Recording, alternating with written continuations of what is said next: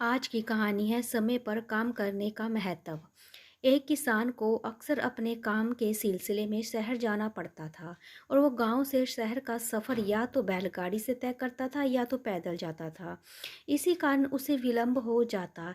एक दिन वह शहर के बाजार में खरीदारी कर रहा था तो उसे एक घोड़ा बेचने वाला दिखाई दिया। उसने विचार किया कि घोड़े से उसका सफ़र अधिक तेजी से तय होगा, इसलिए इसे खरीद लेना चाहिए। उसने उचित मोल भाव कर एक अच्छा घोड़ा खरीद लिया। घोड़े वाले ने उससे समझाया कि वह घोड़े को अच्छी खुराक दे और उसके पैरों की नाल कसकर रखे तो घोड़ा लंबे समय तक साथ देगा। किसान के लिए अब गांव से शहर का सफ़र करना आसान हो गया। वह बहुत ही प्रसन्न था क्योंकि अब उसका सफ़र बहुत ही जल्दी तय हो जाता था। कुछ दिनों के बाद घोड़े के खुरों की नालें कुछ ढीली हो गई। किसान ने सोचा, अभी तो घोड़ा चल ही रहा है, जब समय मिलेगा तो इन्हें इसे ठीक कर लूंगा। इस तरह किसान नाल की मरम्मत को कई दिन तक टालता रहा। एक दिन वो गांव से शहर जाने के लिए घोड़े पर निकला। तभी उसने देखा कि घोड़े के खुरों की नालें कुछ ज्यादा ही ढीली पड़ गई हैं। किसान ने सोचा कि अभी तो घोड़ा चल ही रहा है, शहर पहुंचकर इसे ठीक करवा लूंगा।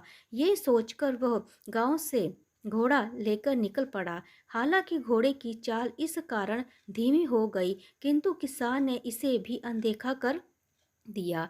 थोड़ी दूर जाने पर घुड़सवार डाकू किसान के पीछे लग गए और किसान ने खतरा देख अपने घोड़े को तेज भगाने की कोशिश की, लेकिन तभी घोड़े के दो खुरों की नालें निकल गई। किसान का घोड़ा तेज भागने में असमर्थ हो गया। तभी डाकुओं के घोड़े तेजी से दौड़ते हुए किसान तक पहुंच गए और किसान को घेर लिया। डाकू किसान का सारा धन लूट कर ले गए।